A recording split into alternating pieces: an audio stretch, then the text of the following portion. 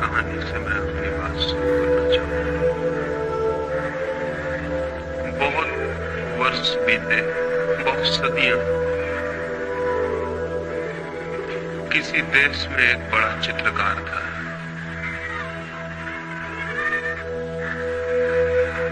वो जब अपनी युवावस्था में था, उसने सोचा कि मैं एक ऐसा चित्र बनाऊं जिसमें भगवान का आनंद झलकता हो। मैं ऐसी दो आंखें चित्रित करूं जिनमें अनंत शांति झलकती हो। मैं ऐसे एक व्यक्ति को खोजूं, एक ऐसे मनुष्य को जिसका चित्र जीवन के जो पार है, जगत से जो दूर है, उसकी खबर लाता हो। और वो अपने देश के गांव-गांव घूमा, जंगल जंगल उसने छाना उस आदमी को जिसके प्रति छवि वो बना सके। और आखिर एक पहाड़ पर गाय चराने वाले एक चरवाहे को खोज लिया। उसकी आंखों में कोई झलक थी, उसके चेहरे की रूपरेखा में कोई दूर की खबर थी। उसे देखकर ही लगता था कि मनुष्य के भीतर परमात्मा भी है। उसने उसके चित्र को बनाया। उस चित्र की लाखों प्रतियां गांव-गांव, दूर-दूर के देशों में बिकी। लोगों ने उस चित्र को घर में टांग कर अपने को धन्य समझा। फिर 20 वर्ष बाद वो चित्रकार बूढ़ा हो गया था और उस चित्रकार को एक ख्याल और आया। जीवन भर के अनुभव से उसे पता चला था कि आदमी में भगवान ही अगर अकेला होता तो ठीक था, आदमी में शैतान भी दिखाई पड़ता है। उसने सोचा कि मैं एक चित्र और बनाऊं जिसमें आदमी के भीतर शैतान की छवि हो, तब मेरे दोनों चित्र पूरे मनुष्य के चित्र बन सकेंगे। वो फिर गया बुढ़ापे में, जुआ घरों में, शराब खानों में, पागल घरों में। उसने खोजबीन की उस आदमी की जो आदमी न हो, शैतान हो, जिसकी आंखों में नरक की लपटें जलती हो, जिसके चेहरे की आकृति उस सबका स्मरण दिलाती हो जो अशुभ है, कुरूप है, असुंदर है। वो पाप की प्रतिमा की खोज में निकला। एक प्रतिमा उसने परमात्मा की बनाई थी, वो एक प्रतिमा पाप की भी बनाना चाहता था। और बहुत खोजने के बाद एक कारागृह में उसे एक कैदी मिल गया जिसने 7 हत्याएं की थी और जो थोड़े ही दिनों बाद मृत्यु की प्रतीक्षा कर रहा था, फांसी पर लटकाया जाने को। उस आदमी की आंखों में नरक के दर्शन होते थे, घृणा जैसे साक्षात थी। उस आदमी की चेहरे की रूपरेखा ऐसी थी कि वैसा गुरु मनुष्य खोजना मुश्किल था। उसने उसके चित्र को बनाया। जिस दिन उसका चित्र बन के पूरा हुआ, वो अपने पहले चित्र को भी लेकर कारागृह में आया और दोनों चित्रों को पास पास रख के देखने लगा कि कौन सी कलाकृति श्रेष्ठ बनी। तय करना मुश्किल था। चित्रकार खुद भी मुक्त हो गया था। दोनों ही चित्र अद्भुत थे। कौन सा श्रेष्ठ था? कला की दृष्टि से यह तय करना मुश्किल था। और तभी उस चित्रकार को पीछे किसी के रोने की आवाज सुनाई पड़ी। लौट कर देखा तो वो कैदी जंजीरों में बंधा रो रहा है जिसकी उसने तस्वीर बनाई थी। वो चित्रकार हैरान हुआ। उसने कहा कि मेरे दोस्त, तुम क्यों रोते हो? चित्रों को देखकर तुम्हें क्या तकलीफ हुई? उस आदमी ने कहा, मैंने इतने दिन तक छिपाने की कोशिश की, लेकिन आज मैं हार गया। शायद तुम्हें पता नहीं कि पहली तस्वीर भी तुमने मेरी ही बनाई थी। ये दोनों तस्वीरें मेरी। 20 साल पहले पहाड़ पर जो आदमी तुम्हें मिला था वो मैं ही। और इसलिए रोता हूं कि मैंने 20 साल में कौन सी यात्रा कर ली, स्वर्ग से नरक की, परमात्मा से पाप की। पता नहीं ये कहानी कहां तक सच हो या ना हो, लेकिन हर आदमी के जीवन में 2 तस्वीरें हैं। हर आदमी के भीतर शैतान है और हर आदमी के भीतर परमात्मा भी। और हर आदमी के भीतर नरक की भी संभावना है और स्वर्ग की भी। हर आदमी के भीतर सौंदर्य के फूल भी खिल सकते हैं और कुरूपता के गंदे डबरे भी बन सकते हैं। प्रत्येक आदमी इन दो यात्राओं के बीच निरंतर डोल रहा है। ये दो छोर हैं जिनमें से आदमी किसी को भी छू सकता है और अधिक लोग नरक के छोर को छू लेते हैं और बहुत कम सौभाग्यशाली हैं जो अपने भीतर परमात्मा को उखाड़ पाते हैं। क्या हम अपने भीतर परमात्मा को उखाड़ पाने में सफल हो सकते हैं? क्या हम वो प्रतिमा बनेंगे जहां परमात्मा की झलक मिले? ये कैसे हो सकता है? इस प्रश्न के साथ ही आज की दूसरी चर्चा में शुरू करना चाहता हूं। ये कैसे हो सकता है कि आदमी परमात्मा की प्रतिमा बने? ये कैसे हो सकता है कि आदमी का जीवन एक स्वर्ग बने, एक सुवास, एक सुगंध, एक सौंदर्य? ये कैसे हो सकता है कि मनुष्य उसे जान ले जिसकी कोई मृत्यु नहीं? ये कैसे हो सकता है कि मनुष्य परमात्मा के मंदिर में प्रविष्ट हो जाए? होता तो उल्टा है। बचपन में हम कहीं स्वर्ग में होते हैं और बूढ़े होते होते नरक तक पहुंच जाते हैं। होता उल्टा है। होता यह है कि बचपन के बाद जैसे रोज हमारा पतन होता है। बचपन में तो किसी इनोसेंस, किसी निर्दोष संसार का अनुभव करते हैं और फिर धीरे धीरे कपट से भरा हुआ, पाखंड से भरा हुआ मार्ग तय करते हैं और बूढ़े होते होते न केवल हम शरीर से बूढ़े हो जाते हैं बल्कि हम आत्मा से भी बूढ़े हो जाते हैं। न केवल शरीर दीनहीन, जीन जर्जर हो जाता है बल्कि आत्मा भी पतित, दीन जर्जर हो जाती है। ये और इसे ही हम जीवन मान लेते हैं और समाप्त हो जाते हैं। धर्म इस संबंध में संदेह उठाना चाहता है। धर्म एक बड़ा संदेह है इस संबंध में कि यह आदमी की जीवन की यात्रा गलत है, कि स्वर्ग से हम नरक तक पहुंच जाएं। होना तो उल्टा चाहिए। जीवन की यात्रा उपलब्धि की यात्रा होनी चाहिए कि हम दुख से आनंद तक पहुंचे, हम अंधकार से प्रकाश तक पहुंचे, हम मृत्यु से अमृत तक पहुंचे। प्राणों के प्राण की अभिलाषा और प्यास भी वही है। प्राणों में एक ही आकांक्षा है कि मृत्यु से अमृत तक कैसे पहुंचे। प्राणों में एक ही प्यास है कि हम अंधकार से आलोक को कैसे उपलब्ध हो। प्राणों की एक ही मांग है कि हम असत्य से सत्य तक कैसे जा सकते हैं। निश्चित ही सत्य की यात्रा के लिए, निश्चित ही स्वयं के भीतर परमात्मा की खोज के लिए व्यक्ति को ऊर्जा का एक संग्रह चाहिए, कंजर्वेशन चाहिए। व्यक्ति को शक्ति का एक संवर्धन चाहिए। उसके भीतर शक्ति इकट्ठी हो कि वो शक्ति का एक स्रोत बन जाए। तभी व्यक्तित्व को स्वर्ग तक ले जाया जा सकता है। स्वर्ग निर्बलों के लिए नहीं है। जीवन के सत्य उनके लिए नहीं है जो दीनहीन हो जाते हैं शक्ति को खोकर, जो जीवन की सारी शक्ति को खो देते हैं और भीतर दुर्बल और दीन हो जाते हैं। वे यात्रा नहीं कर सकते। उस यात्रा पर चढ़ने के लिए, उन पहाड़ों पर चढ़ने के लिए शक्ति चाहिए और शक्ति का संवर्धन धर्म का सूत्र है। शक्ति का संवर्धन, कंजर्वेशन ऑफ एनर्जी। कैसे शक्ति इकट्ठी हो कि हम शक्ति के उबलते हुए भंडार हो जाएं, लेकिन हम तो दीनहीन जन हैं। सारी शक्ति खोकर हम धीरे धीरे निर्बल होते चले जाते। सब हो जाता है, भीतर रिक्तता रह जाती है, खाली। भीतर एक खालीपन के अतिरिक्त और कुछ भी नहीं छूटता। हम शक्ति को कैसे खो देते हैं? मनुष्य का शक्ति को खोने का सबसे बड़ा द्वार सेक्स है। काम मनुष्य की शक्ति के खोने का सबसे बड़ा द्वार है, जहां से वो शक्ति को खोता है। और जैसे मैंने कल आपसे कहा, कोई कारण है जिसकी वजह से वो शक्ति को खोता है। शक्ति को कोई भी खोना नहीं चाहता है। कौन शक्ति को खोना चाहता है? लेकिन कुछ झलक है उपलब्धि की उस झलक के लिए आदमी शक्ति को खोने को राजी हो जाता है।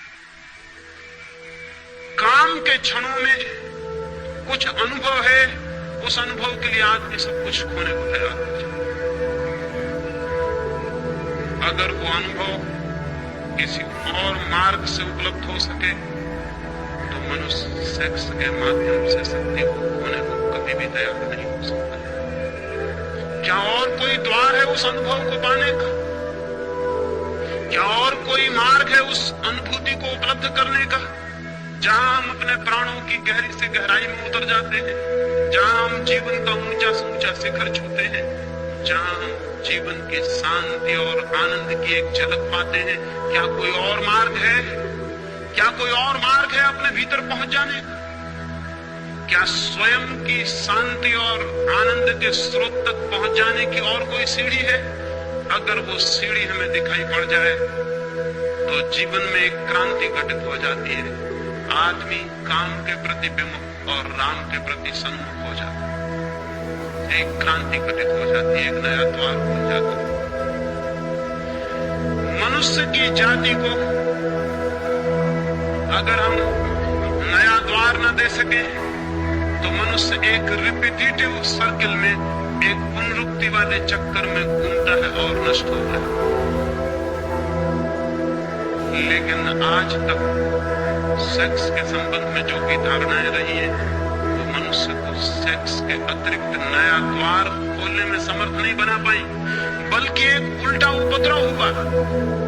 प्रकृति एक ही द्वार देती है मनुष्य को, वो सेक्स का द्वार है।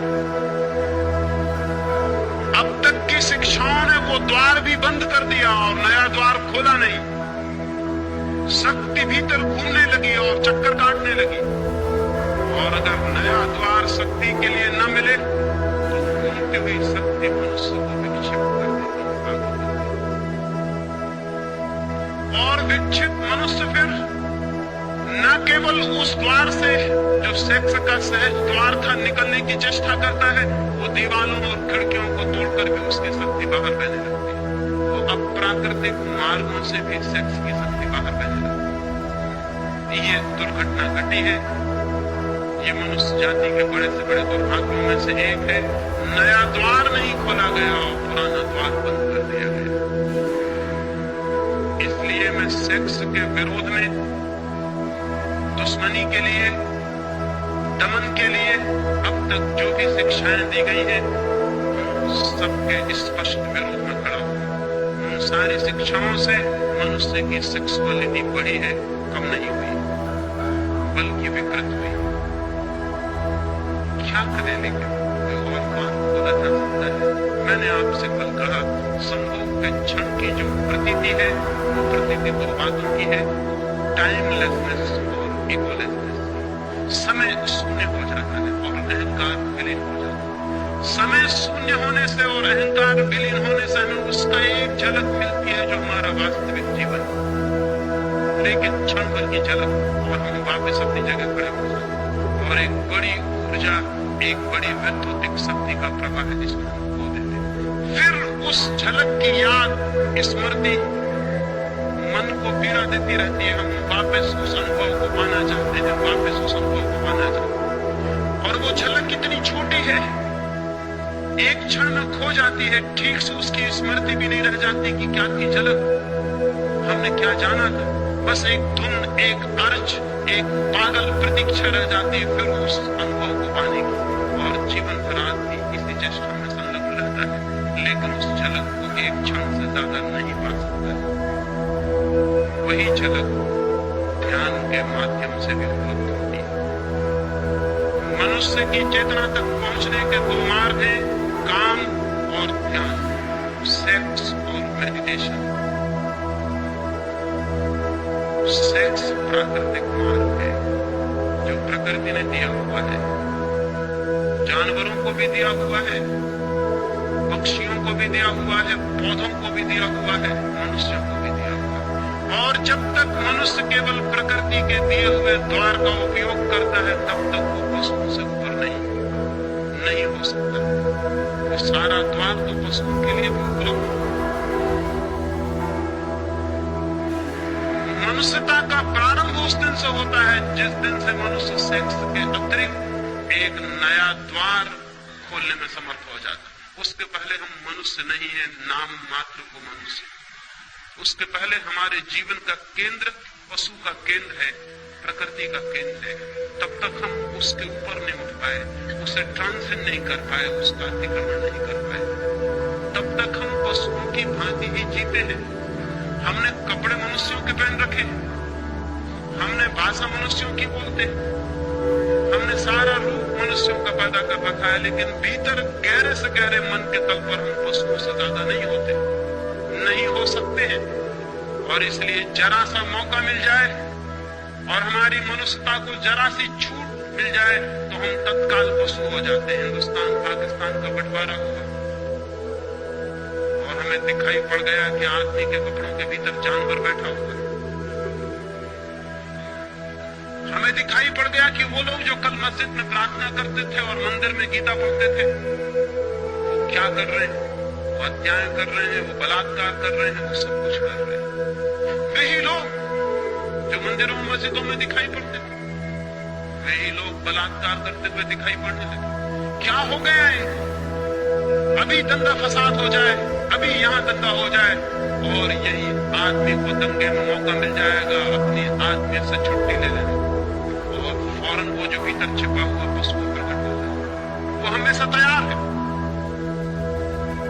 प्रतीक्षा कर रहा है कि मुझे मौका मिल जाए। भीड़ भाड़ में उसे मौका मिल जाता है तो वो जल्दी से छोड़ देता है अपना ख्याल, वो जो बांध को उसने रखा हुआ है। भीड़ में मौका मिल जाता है उसे भूल जाने का कि मैं भूल जाऊं अपने को। इसलिए आज तक अकेले आदमियों ने उतने पाप नहीं किए जितने भीड़ में आदमियों ने पाप किए। अकेला आदमी थोड़ा डरता है कि कोई देख ले, अकेला आदमी थोड़ा सोचता है कि मैं ये क्या कर रहा हूँ। अकेले आदमी को अपने कपड़ों की थोड़ी फिक्र होती है कि लोग क्या कहेंगे, जानवर हो। लेकिन जब बड़ी भीड़ होती है तो अकेला आदमी कहता है कौन देखता, कौन पहचानता, वो भीड़ के साथ एक हो जाता है, उसकी आइडेंटिटी मिट जाती है। अब वो फला नाम का आदमी नहीं, अब एक बड़ी भीड़ है और बड़ी भीड़ जो करती है वो भी करता है, हत्या करता है, आग लगाता है, बलात्कार करता है। भीड़ में उसे मौका मिल जाता है कि वो अपने पशु को फिर से छुट्टी दे दे जो उसके भीतर छिपा है। इसलिए आदमी 10-5 वर्षों में युद्ध की प्रतीक्षा करने लगता है, दंगों की प्रतीक्षा करने लगता है। अगर हिंदू मुस्लिम का बहाना मिल जाए तो हिंदू मुस्लिम सही, अगर हिंदू मुस्लिम का ना मिले तो गुजराती मराठी भी काम कर सकता है। अगर गुजराती मराठी ना हो तो हिंदी बोलने वाला और गैर हिंदी बोलने वाला भी काम कर सकता है। कोई भी बहाना चाहिए आदमी को, उसके भीतर के पशु को छुट्टी चाहिए। घबरा जाता है, पशु भीतर बंद रहते रहते वो कहता है मुझे प्रकट होने दो। और आदमी के भीतर का पशु तब तक नहीं मिटता है जब तक पशुता का जो सहज मार्ग है उसके ऊपर मनुष्य की चेतना न उठे। पशुता का सहज मार्ग, हमारी ऊर्जा, हमारी शक्ति का एक ही द्वार है बहने का, वो है सेक्स। और वो द्वार बंद कर दें तो कठिनाई खड़ी हो जाती है। उस द्वार को बंद करने के पहले नए द्वार का उद्घाटन होना जरूरी है। जीवन चेतना नई दिशा में प्रवाहित हो सकती, लेकिन यह हो सकता है आज तक किया नहीं गया, नहीं किया गया क्योंकि दमन सरल मालूम पड़ा, रूपांतरण कठिन। दबा देना किसी बात को आसान है, बदलने की विधि और साधना की जरूरत है। इसलिए हमने सरल मार्ग का उपयोग किया कि दबा दो अपने भीतर। लेकिन हम ये भूल गए कि दबाने से कोई चीज नष्ट नहीं होती है, दबाने से और बलशाली हो जाती है। और हम ये भी भूल गए कि दबाने से हमारा आकर्षण और गहरा होता है। जिसे हम दबाते हैं वो हमारे चेतना की और गहरी परतों में प्रविष्ट हो जाता है। हम उसे दिन में दबा लेते हैं, वो सपनों में हमारे आंखों में झूलने लगता है। हम उसे रोजमर्रा दबा लेते हैं, वो हमारे भीतर प्रतीक्षा करता है कि कब मौका मिल जाए, कब मैं फूट पड़ूं, निकल पड़ूं। जिसे हम दबाते हैं उससे हम मुक्त नहीं होते, हम और गहरे अर्थों में और गहराइयों में और अचेतन में और अनकॉन्शियस तक उसकी जड़ें पहुंच जाती है और हमें जकड़ लेता है। आदमी सेक्स को दबाने के कारण ही बन गया और जकड़ गया। और यही वजह है पशुओं का तो सेक्स का कोई अवधि होती है, कोई पीरियड होता है वर्ष में। आदमी की कोई अवधि ना रही, कोई पीरियड ना। आदमी 24 घंटे 12 महीने सेक्सुअल है। सारे जानवरों में कोई जानवर ऐसा है कि जो 12 महीने और 24 घंटे कामुकता से भरा हुआ, उसका वक्त है, उसकी ऋतु है, वो आती है और चला जाता है और फिर उसका स्मरण भी खो जाता है। आदमी को क्या हो गया? आदमी ने दबाया जिस चीज को, वो फैलकर उसके 24 घंटे और 12 महीने के जीवन पर फैल गई। कभी आपने इस पर विचार किया कि कोई पशु हर स्थिति में हर समय कामुक नहीं होता, लेकिन आदमी हर स्थिति में हर समय कामुक है। जैसे कामुकता उबल रही है, जैसे कामुकता ही सब कुछ है। ये कैसे हो गया? ये दुर्घटना कैसे संभव हुई है? पृथ्वी पर सिर्फ मनुष्य के साथ हुई है और किसी जानवर के साथ नहीं। क्यों? एक ही कारण है, सिर्फ मनुष्य ने दबाने की कोशिश की है और जिसे दबाया वो जहर की तरह सब तक फैल गया। और दबाने के लिए हमें क्या करना पड़ा? दबाने के लिए हमें निंदा करनी पड़ी, दबाने के लिए हमें गाली देनी पड़ी, दबाने के लिए हमें अपमानजनक भावनाएं पैदा करनी पड़ी। हमें कहना पड़ा सेक्स पाप है, हमें कहना पड़ा कि सेक्स नरक है, हमें कहना पड़ा कि जो सेक्स में है वो गरेत है, निंदित है। हमें ये सारी गालियां खोजनी पड़ी, तभी हम दबाने में सफल हो सके। और हमें ख्याल भी नहीं कि निंदाओं और गालियों के कारण हमारा सारा जीवन जहर से भर गया। नीत्शे ने एक वचन कहा है जो बहुत अर्थपूर्ण है। उसने कहा है कि धर्मों ने जहर खिला के सेक्स को मार डालने की कोशिश की थी। सेक्स मरा तो नहीं, सिर्फ जहरीला होकर जिंदा है। मर भी जाता तो ठीक था, वो मरा नहीं, लेकिन और गड़बड़ हो गई बात। वो जहरीला भी हो गया और जिंदा है। ये जो सेक्सुअलिटी है, ये जहरीला सेक्स। सेक्स तो पशुओं में भी है, काम तो पशुओं में भी है, क्योंकि काम जीवन की ऊर्जा है। लेकिन सेक्सुअलिटी, कामुकता सिर्फ मनुष्य में, कामुकता पशुओं में नहीं। पशुओं की आंखों में देखें, वहां कामुकता दिखाई नहीं पड़ेगी। आदमी की आंखों में झांके, वहां एक कामुकता का रस झलकता हुआ दिखाई पड़ेगा। इसलिए पशु आज भी एक तरह से सुंदर है, लेकिन दमन करने वाले पागलों की कोई सीमा नहीं है कि वो कहां तक बढ़ जाएंगे। मैंने कल आपको कहा था कि अगर हमें दुनिया को सेक्स से मुक्त करना है तो बच्चे और बच्चियों को एक दूसरे के निकट लाना होगा। इसके पहले कि उनमें सेक्स जागे, 14 साल के पहले वे एक दूसरे के शरीर से इतने स्पष्ट रूप से परिचित हो लें कि वो आकांक्षा विलीन हो जाए। लेकिन अमेरिका में अभी अभी एक नया आंदोलन चला है और वो नया आंदोलन वहां के बहुत धार्मिक लोग चला रहे हैं। शायद आपको पता भी ना हो, वो नया आंदोलन बड़ा अद्भुत। वो आंदोलन ये है कि सड़कों पर गाय, भैंस, घोड़े, कुत्ता, बिल्ली को भी बिना कपड़ों के नहीं निकाला जाए, उनको कपड़े पहन के निकाला जाए। उनको भी कपड़े पहनाने चाहिए, क्योंकि नंगे पशुओं को देखकर बच्चे बिगड़ सकते हैं। बड़े मजे की बात है, नंगे पशुओं को देखकर बच्चे बिगड़ सकते हैं। अमेरिका के कुछ नीति शास्त्री इसके बाबत आंदोलन और संगठन और संस्थाएं बना रहे हैं कि पशुओं को भी सड़कों पर नग्न नहीं लाया जा सकता। आदमी को बचाने की इतनी कोशिशें चल रही और कोशिश बचाने की जो करने वाले लोग हैं वही आदमी को नष्ट कर रहे हैं। कभी आपने ख्याल किया कि पशु अपनी नग्नता में भी अद्भुत है और सुंदर है? उसकी नग्नता में भी वो निर्दोष, सरल और सीधा है।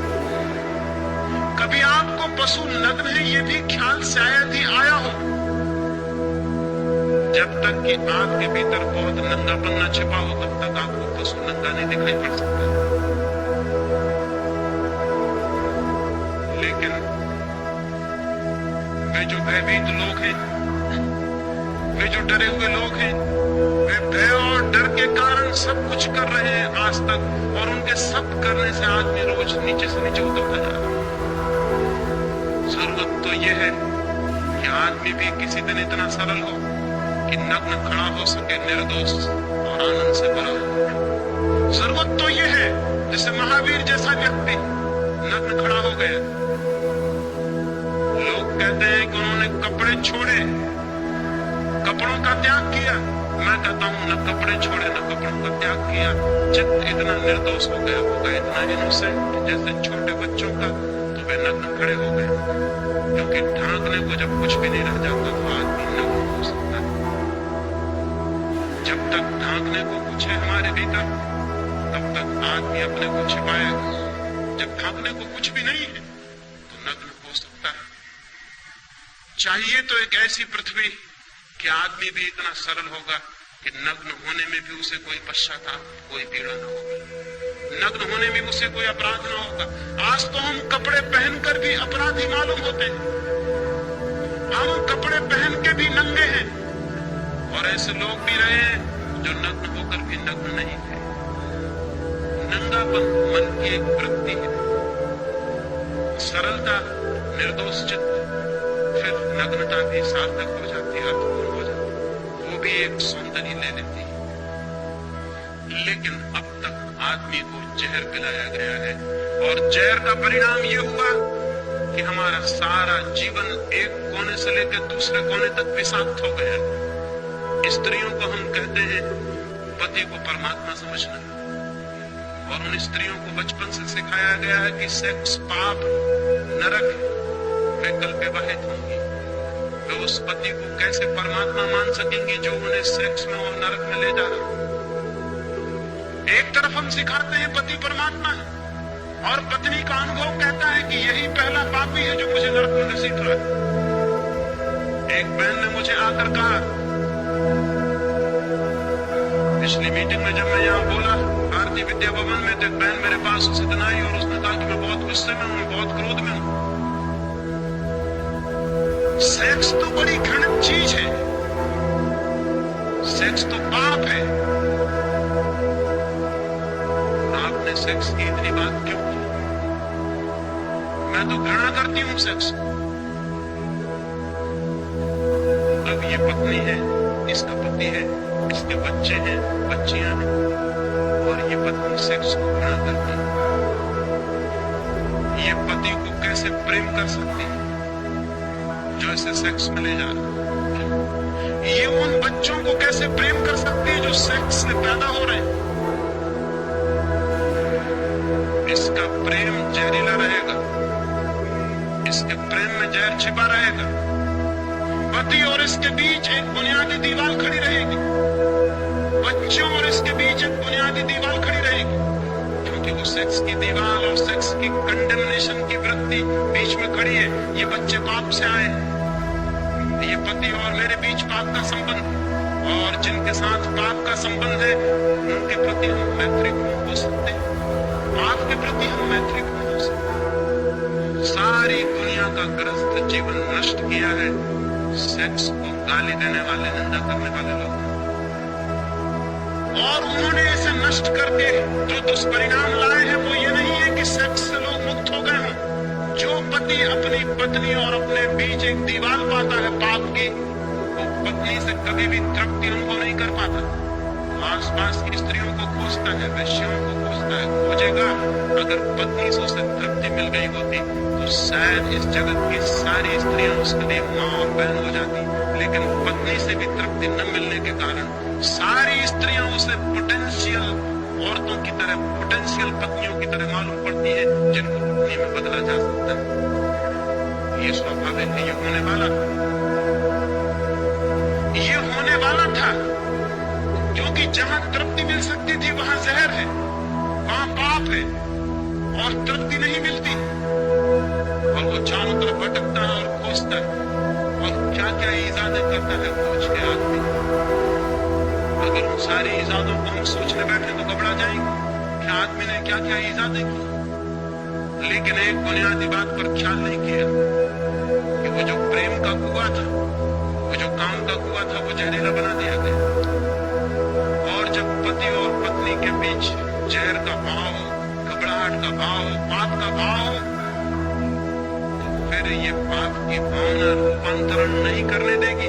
अन्यथा मेरी समझ ये है कि एक पति और पत्नी अगर एक दूसरे के प्रति समझ पूर्वक प्रेम से भरे हुए, आनंद से भरे हुए और सेक्स के प्रति बिना निंदा के सेक्स को समझने की चेष्टा करेंगे तो आज नहीं कल उनके बीच का संबंध रूपांतरित हो जाने वाला है। ये हो सकता है कि कल वही पत्नी मां जैसी दिखाई पड़ने लगे। गांधी जी 1930 के करीब श्रीलंका गए थे, उनके साथ कस्तूरबा साथ थी। संयोजकों ने समझा कि शायद गांधी जी की मां साथ आई हुई, क्योंकि गांधी जी कस्तूरबा को खुद भी बा ही कहते थे। लोगों ने समझा कि शायद उनकी मां हो। संयोजकों ने परिचय देते हुए कहा कि गांधी जी आए हैं और बड़े सौभाग्य की बात, उनकी मां भी साथ आई हुई, वो उनके बगल में बैठी हुई। गांधी जी के सेक्रेटरी तो घबरा गए कि ये तो भूल हमारी, हमें बताना था कि साथ में कौन है, लेकिन अब तो बड़ी देर हो चुकी थी। गांधी तो मंच पर जाके बैठ भी गए थे और बोलना शुरू कर दिया। सेक्रेटरी घबराए हुए कि गांधी पीछे क्या कहेंगे। उन्हें कल्पना भी नहीं हो सकती थी कि गांधी नाराज नहीं होंगे, क्योंकि ऐसे पुरुष बहुत कम हैं जो पत्नी को मां बनाने में समर्थ हो जाते। लेकिन गांधी जी ने कहा कि सौभाग्य की बात है कि जिन मित्र ने मेरा परिचय दिया है उन्होंने भूल से एक सच्ची बात कह दी। कस्तूरबा कुछ वर्षों से मेरी मां हो गई, कभी वो मेरी पत्नी थी लेकिन अब वो मेरी मां है। इस बात की संभावना है कि अगर पति और पत्नी काम को, संभोग को समझने की चेष्टा करें तो एक दूसरे के मित्र बन सकते हैं और एक दूसरे के काम के रूपांतरण में सहयोगी और साथी हो सकते हैं। और जिस दिन कोई पति और पत्नी अपने आपस के संभोग के संबंध को रूपांतरित करने में सफल हो जाते हैं, उस दिन उनके जीवन में पहली दफा एक दूसरे के प्रति अनुग्रह और ग्रेटिट्यूड का भाव पैदा होता है। उसके पहले नहीं। उसके पहले वे एक दूसरे के प्रति क्रोध से भरे रहते। उसके पहले वे एक दूसरे के बुनियादी शत्रु बने रहते। उसके पहले उनके बीच एक संघर्ष है, मैत्री नहीं। मैत्री उस दिन शुरू होती है जिस दिन वे एक दूसरे के साथी बनते हैं और उनके काम की ऊर्जा को रूपांतरण करने में माध्यम बन जाते हैं। उस दिन एक अनुग्रह, एक ग्रेटिट्यूड, एक कृतज्ञता का भाव ज्ञापित होता है। उस दिन पुरुष आदर से भरता है स्त्री के प्रति, क्योंकि स्त्री ने उसे काम वासना से मुक्त होने में सहायता पहुंचाई। उस दिन स्त्री अनुग्रहित होती है पुरुष के प्रति कि उसने उसे साथ दिया और उसकी वासना से मुक्ति दिलवाई। उस दिन वे सच्ची मैत्री में बनते हैं, जो काम की नहीं, प्रेम की मैत्री। उस दिन उनका जीवन ठीक उस दिशा में जाता है जहां पत्नी के लिए पति परमात्मा हो जाता है और पति के लिए पत्नी परमात्मा हो जाता है उस दिन। लेकिन वो हुआ तो विषाक्त कर दिया गया। इसलिए मैंने कल कहा कि मुझसे बड़ा शत्रु सेक्स का खोजना कठिन है, लेकिन मेरी शत्रुता का ये मतलब नहीं कि मैं सेक्स को गाली दूं और निंदा करूं। मेरी शत्रुता का मतलब यह है कि मैं सेक्स को रूपांतरित करने के संबंध में दिशा सूचन करूं। मैं आपको कहूं कि वो कैसे रूपांतरित हो सकता है। मैं कोयले का दुश्मन हूं क्योंकि मैं कोयले को हीरा बनाना चाहता हूं। मैं सेक्स को रूपांतरित करना चाहता हूं। वो कैसे रूपांतरित होगा, उसकी क्या विधि होगी। मैंने आपसे कहा एक द्वार खोलना जरूरी है, नया द्वार। बच्चे जैसे ही पैदा होते हैं वैसे ही उनके जीवन में सेक्स का आगमन नहीं हो जाता। अभी देर है, अभी शरीर शक्ति इकट्ठी करेगा, अभी शरीर के अंग मजबूत होंगे। अभी उस दिन की प्रतीक्षा है जब शरीर पूरा तैयार हो जाएगा, ऊर्जा इकट्ठी होगी और द्वार जो बंद रहा है 14 वर्षों तक वो खुल जाएगा ऊर्जा के धक्के से और सेक्स की दुनिया शुरू होगी। एक बार द्वार खुल जाने के बाद नया द्वार खोलना कठिन हो जाता है, क्योंकि समस्त ऊर्जाओं का नियम यह है, समस्त शक्तियों का। वे एक दफा अपना मार्ग खोज ले बहने के लिए तो वे उसी मार्ग से बहना पसंद करती। गंगा बह गई है सागर की तरफ, उसने एक बार रास्ता खोज लिया, अब वो उसी रास्ते से बही चली जाती है, बही चली जाती है। रोज रोज नया पानी आता है, उसी रास्ते से बहता हुआ चला जाता है। गंगा रोज नए रास्ते नहीं खोजती। जीवन की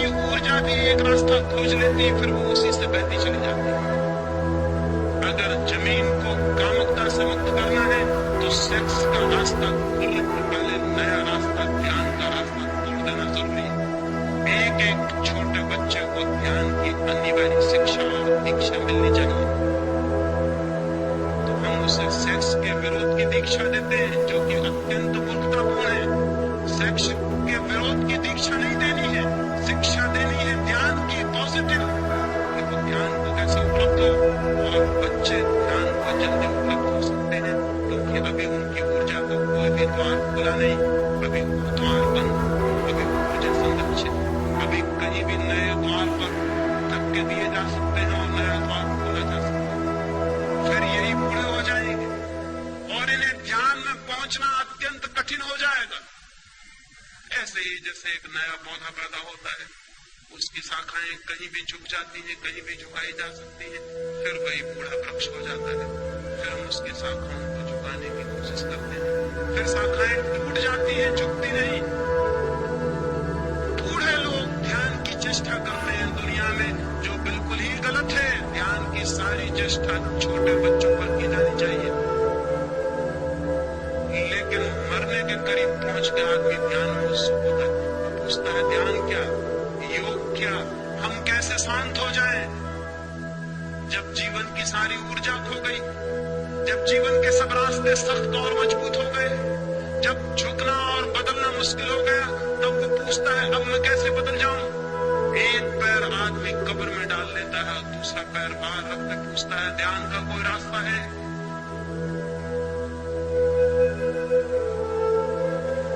अजीब सी बात है, बिल्कुल पागलपन की बात है। ये पृथ्वी कभी भी शांत और ध्यानस्थ नहीं हो सकेगी जब तक ध्यान का संबंध पहले दिन के पैदा हुए बच्चे से न जुड़े, अंतिम दिन के व्रत से नहीं जुड़ेगा।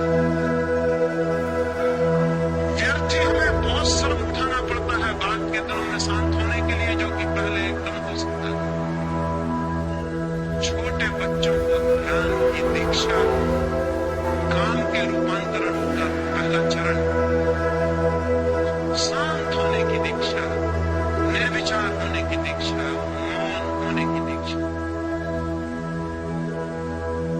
बच्चे ऐसे भी मौन हैं, बच्चे ऐसे भी शांत हैं।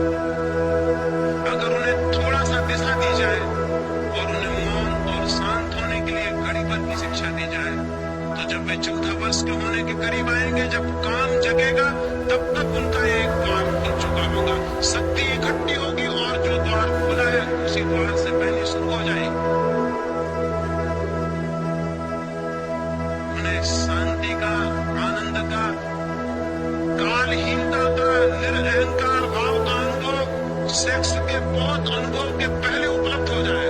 वही अनुभव उनकी ऊर्जा को गलत मार्ग से रोकेगा और ठीक मार्ग पर ले आए। लेकिन हम छोटे छोटे बच्चों को ध्यान तो नहीं सिखाते, काम का विरोध सिखाते।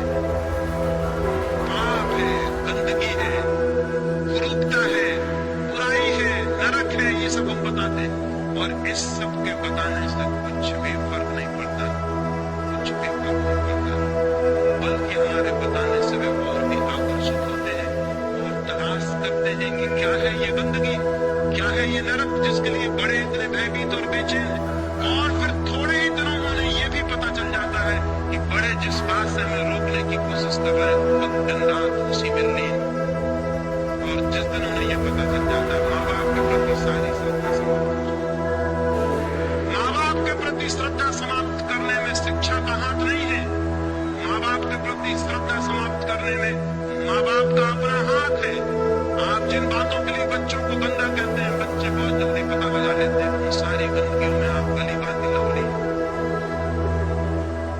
आपकी दिन की जिंदगी दूसरी है और आपकी दूसरी। आप कहते कुछ है, करते कुछ है। छोटे बच्चे बहुत एक्यूट ऑब्जर्वर होते हैं, बहुत गौर से निरीक्षण करते रहते हैं कि क्या हो रहा है घर में। तो देखते हैं कि माँ जिस बात को गंदा कहती है, बाप जिस बात को गंदा कहता है, वही गंदी बात दिन रात घर में चल रही। इसका उन्हें बहुत जल्दी बोध हो जाता है। उनका सारा श्रद्धा का भाव विलीन हो जाता है कि धोखेबाज है ये माँ बाप, पाखंडी है, हिपोक्रेट है, ये बातें कुछ और कहते हैं, करते कुछ और है। और जिन बच्चों का माँ बाप पर से विश्वास पर कभी विश्वास नहीं कर सकेंगे, इसको याद रखना। क्योंकि बच्चों के लिए परमात्मा का पहला दर्शन माँ बाप में होता है। अगर वही खंडित हो गया तो ये बच्चे भविष्य में नास्तिक हो जाने वाले। बच्चों को पहले परमात्मा की प्रति अपने माँ बाप की पवित्रता से होती है। पहली दफा बच्चे माँ बाप को ही जानते हैं निकटता, और उनसे उन्हें पहली दफा श्रद्धा और रेफरेंस का भाव पैदा होता है। अगर वही खंडित हो गया तो इन बच्चों को मरते दम तक वापस परमात्मा के रास्ते पे लाना मुश्किल हो जाएगा। क्योंकि पहला परमात्मा ही धोखा दे गया। जो माँ थी, जो बाप था, वही धोखेबाज है। आज सारी दुनिया में जो लड़के ये कह रहे हैं कि कोई परमात्मा नहीं है, कोई आत्मा नहीं, कोई मोक्ष नहीं है, धर्म सब बकवास है, उसका कारण ये नहीं है कि लड़कों ने पता लगा लिया है कि आत्मा नहीं है, परमात्मा नहीं। उसका कारण ये है कि लड़कों ने माँ बाप का पता लगा लिया है कि उन धोखेबाज। और ये सारा धोखा सेक्स के आसपास केंद्रित है। ये सारा धोखा सेक्स के केंद्र पर खड़ा हुआ है। बच्चों को ये सिखाने की जरूरत नहीं कि सेक्स पाप है, बल्कि ईमानदारी से ये सिखाने की जरूरत है कि सेक्स जिंदगी का एक हिस्सा है और तुम सेक्स से पैदा हुए और हमारी जिंदगी में हो गए, ताकि बच्चे सरलता से माँ बाप को समझ सके और जब जीवन को वो जाने तो वो आदर से भर सके कि माँ बाप सच्चे और ईमानदार थे। उनको जीवन में आस्तिक बनाने में इससे बड़ा संबल और कुछ भी नहीं होगा कि वो अपने माँ बाप को सच्चा और ईमानदार अनुभव कर सके। लेकिन आज सब बच्चे जानते हैं कि माँ बाप बेईमान और धोखेबाज। ये बच्चे और माँ बाप के बीच एक कलह का कारण है। सेक्स का दमन पति और पत्नी को तोड़ दिया है, माँ बाप और बच्चों को तोड़ दिया। नहीं, सेक्स का विरोध नहीं, निंदा नहीं, बल्कि सेक्स की शिक्षा दी जानी चाहिए। जैसे ही बच्चे पूछने को तैयार हो जाए, जो भी जरूरी मालूम पड़े, जो उनके समझने योग्य मालूम पड़े, उसे उन्हें बता दें, ताकि वे सेक्स के संबंध में अतिमुख न हो, ताकि उनका आकर्षण न पैदा हो, ताकि वो दीवाने होकर गलत रास्तों से जानकारी पाने की कोशिश न करें। आज बच्चे सब जानकारी पा लेते हैं यहाँ वहां से,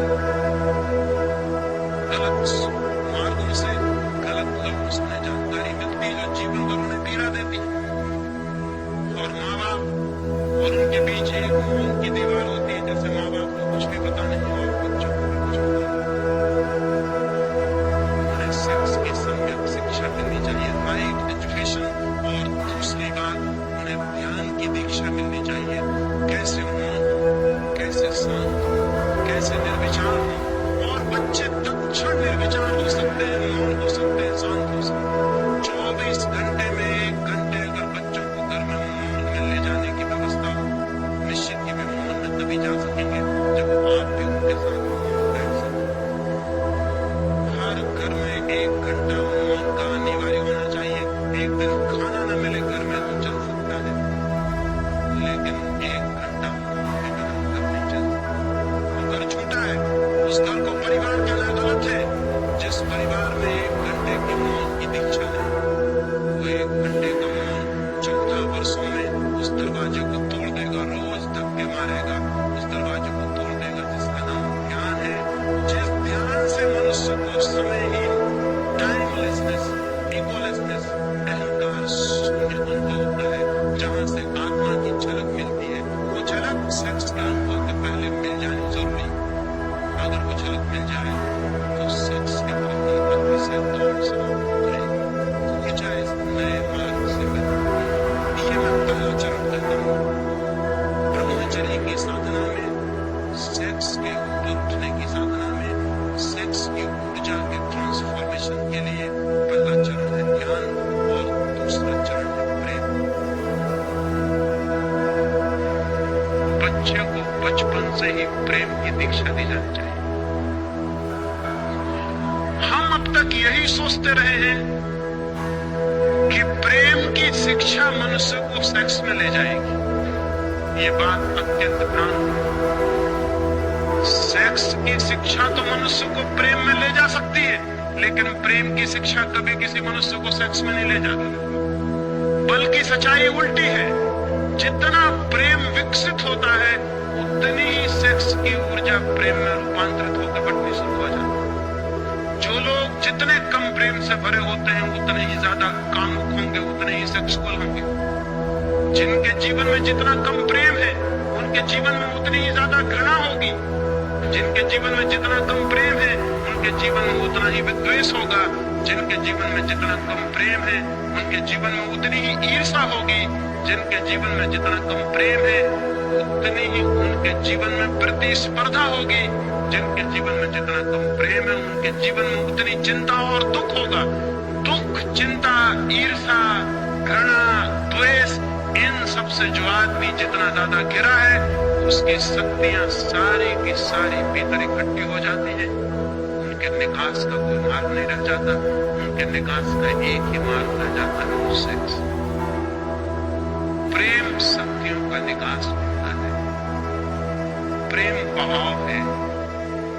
क्रिएशन सृजनात्मक है प्रेम, इसलिए वो बहता है और एक तृप्ति लाता है। वो तृप्ति सेक्स की तृप्ति से बहुत ज्यादा कीमती और गहरी। जिससे वो तृप्ति मिल गई वो फिर कंकड़ पत्थर नहीं बीनता, जिससे हीरे जवाहरात मिलने शुरू हो जाते। लेकिन घृणा से भरे आदमी को वो तृप्ति कभी नहीं मिलती। घृणा में वो तोड़ देता है चीजों को, लेकिन तोड़ने से कभी किसी आदमी को कोई तृप्ति नहीं मिलती। तृप्ति मिलती है निर्माण करने से। द्वेष से भरा आदमी संघर्ष करता है, लेकिन संघर्ष से कोई तृप्ति नहीं मिलती। तृप्ति मिलती है दान से, देने से, छीन लेने से नहीं। संघर्ष करने वाला छीन लेता है, छीनने से वो तृप्ति कभी नहीं मिलती जो किसी को दे देने से और दान से उपलब्ध होती है। महत्वाकांक्षी आदमी एक पद से दूसरे पद की यात्रा करता रहता है, लेकिन कभी भी शांत नहीं हो पाता।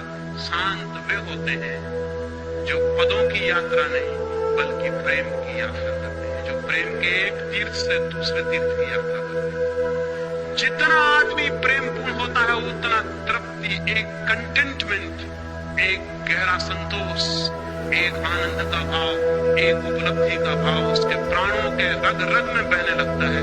उसके सारे शरीर से एक रस झलकने लगता है जो तृप्ति का रस है, जो आनंद का रस है। वैसा तृप्त आदमी सेक्स की दिशाओं में नहीं जाता। जाने के लिए, रोकने के लिए चेष्टा नहीं करनी पड़ती, वो जाता ही नहीं।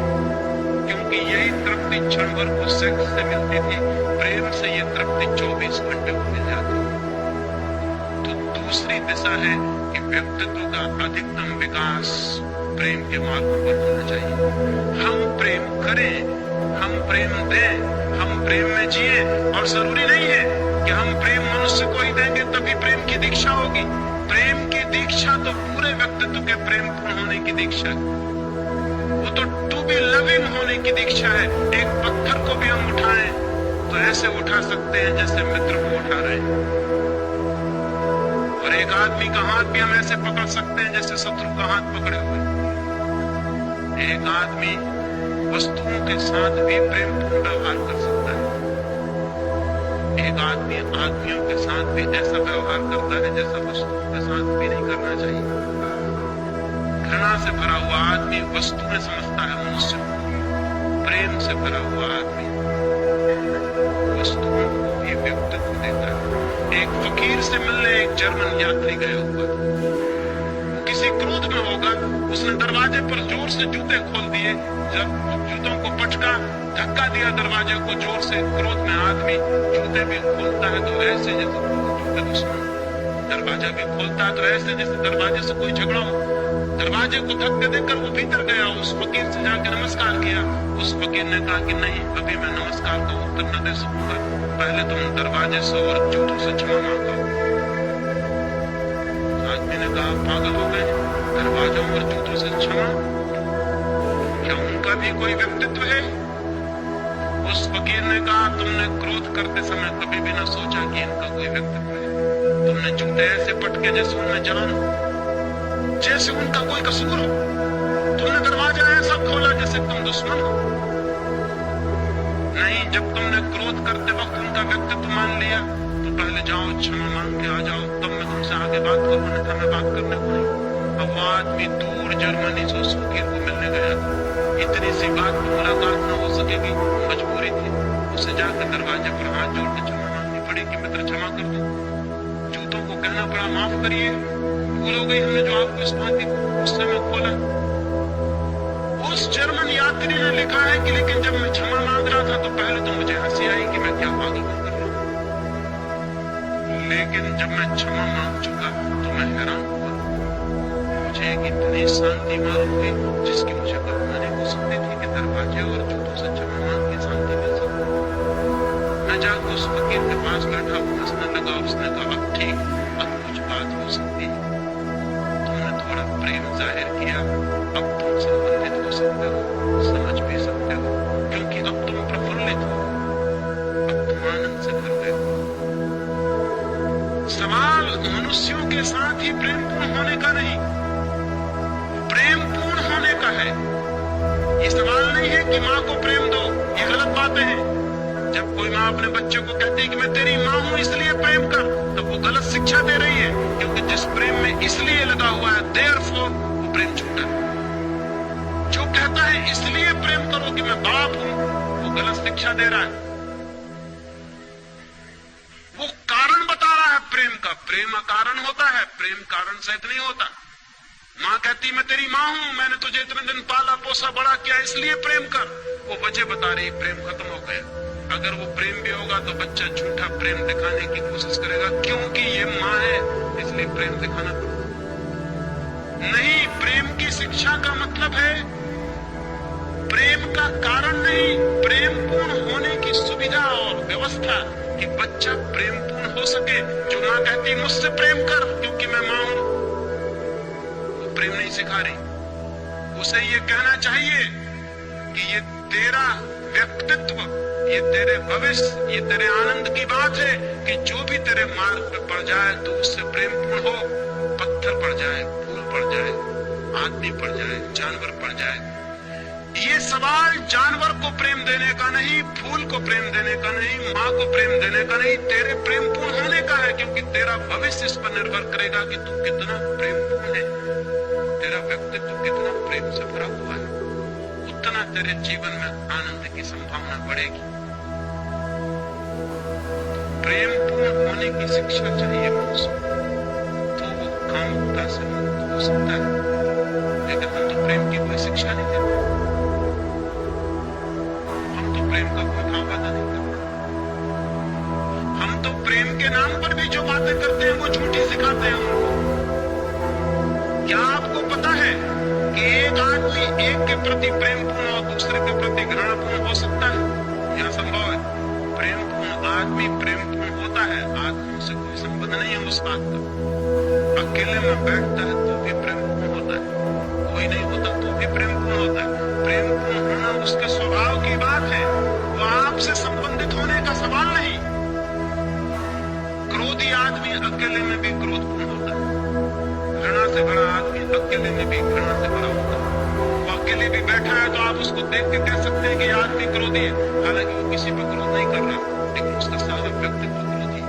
प्रेमपूर्ण आदमी अगर अकेले में बैठा है तो आप कहेंगे ये आदमी कितने प्रेम से भरा हुआ है। फूल एकांत में खिलते हैं जंगल के तो वहां भी सुगंध बिखेरते रहते हैं, चाहे कोई सोने वाला हो या ना, रास्ते से कोई निकले या निकले, फूल सुगंधित होता रहता है। फूल का सुगंधित होना स्वभाव है, इस भूल में आप मत पड़ना कि आपके लिए सुगंधित हो रहा है। प्रेम पूर्ण होना व्यक्तित्व बनाना चाहिए, वो हमारा व्यक्तित्व, इससे कोई संबंध नहीं कि वो किसके प्रति, लेकिन जितने प्रेम करने वाले लोग हैं वो सोचते हैं कि मेरे प्रति प्रेमपूर्ण हो जाओ और किसी के प्रति नहीं, और उनको पता नहीं कि जो सबके प्रति प्रेमपूर्ण नहीं वो किसी के प्रति प्रेमपूर्ण नहीं हो सकता। पत्नी कहती पति से मुझे प्रेम करना बस, फिर आ गया स्टॉप, फिर इधर उधर कहीं देखना मत, फिर और कहीं तुम्हारे प्रेम की जरा सी धारा न बहे, बस प्रेम यानी इस तरफ। और उस पत्नी को पता नहीं कि ये प्रेम झूठा वो अपने हाथ से की ले रही। जो पति प्रेमपूर्ण नहीं है हर स्थिति में हर एक के प्रति, वो पत्नी के प्रति भी प्रेमपूर्ण कैसे हो सकता है? प्रेमपूर्ण 24 घंटे के जीवन का स्वभाव। वैसी कोई बात नहीं कि हम किसी के प्रति प्रेमपूर्ण हो जाएं, किसी के प्रति प्रेमी हो जाएं, लेकिन आज तक मनुष्यता इसको समझने में समर्थ नहीं हो पाई। बाप कहता है कि मेरे प्रति प्रेम पूर्ण, लेकिन घर में जो चपरासी है उसके प्रति वो तो नौकर।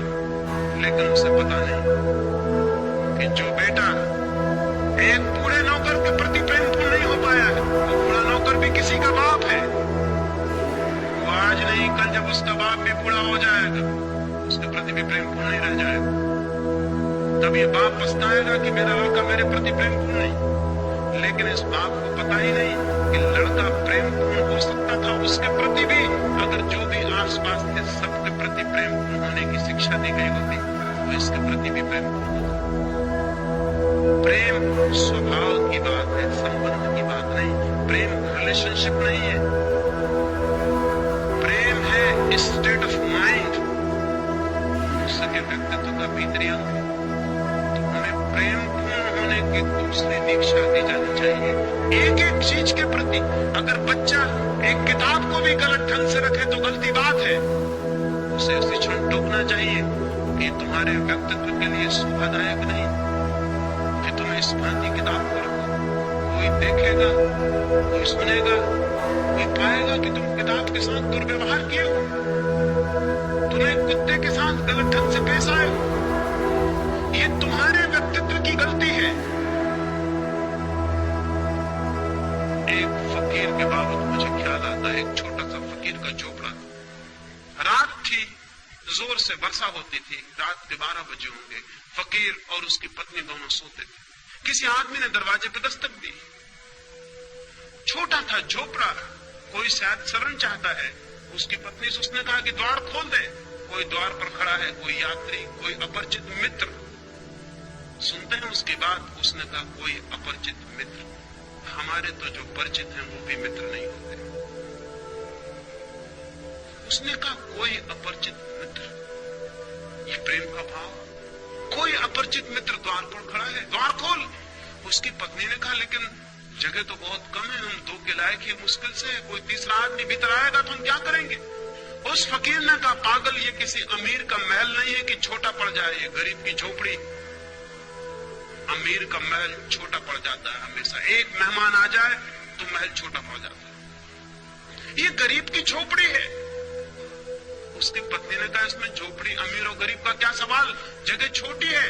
उस फकीर ने कहा जहां दिल में जगह बड़ी हो वहां झोपड़ा महल की तरह मालूम होता है, और जहां दिल में छोटी जगह हो वहां झोपड़ा। तो क्या महल भी छोटा और झोपड़ा हो जाता। द्वार खोल दे। द्वार पर खड़े हुए आदमी को वापस कैसे लौटाया जा सकता है। अभी हम दोनों लेटे थे, अब 3 लेट नहीं सकेंगे, तीनों बैठेंगे। बैठने के लिए काफी जगह है। मजबूरी थी, पत्नी को दरवाजा खोल देना पड़ा। एक मित्र आ गया, पानी से भीगा हुआ, उसके कपड़े बदले, फिर वो तीनों बैठ के गपशप करने लगे। दरवाजा फिर बंद है। फिर किन्हीं 2 आदमियों ने दरवाजे पर दस्तक दी। अब उस फकीर ने उस मित्र को कहा, वो दरवाजे के पास था, कि दरवाजा खोल दो, मालूम होता है कोई आया। उस आदमी ने कहा कैसे खोल दो दरवाजा, जगह कहाँ है यहाँ। वो आदमी अभी 2 घड़ी पहले आया था खुद, और भूल गया ये बात कि जिस प्रेम ने मुझे जगह दी थी वो मुझे जगह नहीं